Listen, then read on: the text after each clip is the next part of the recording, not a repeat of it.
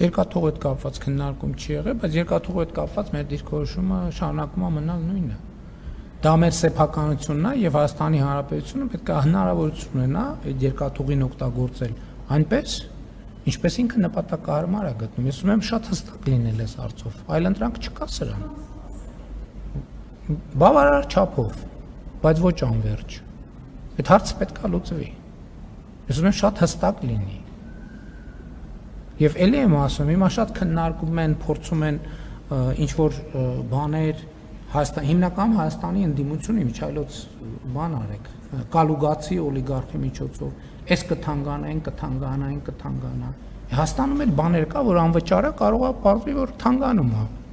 Կարող է բաներ կա, որ Հայաստանում գոյություն ունի 30 տարի անվճար, կարող է պարզվի, որ Հայաստանը կսկսի դրա համար տարեկան $2 միլիարդ ուզել։ Ասել կամ տարեկան 2 միլիարդ վարձավճար ուզել, կամ էլ մենք երկաթուղու մասին ակնարկի բան չկա, ես պարզ ասում եմ, որ Հայաստանի Հանրապետության սեփականությունն է դա եւ ուրիշ տարբերակ չկա։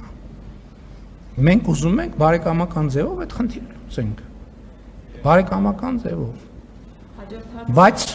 Բայց նաև մենք այդ խնդիրը բոլոր դեպքերում պիտի լուծենք բարեկամական ձևով, բայց նաև էլի դե յուրե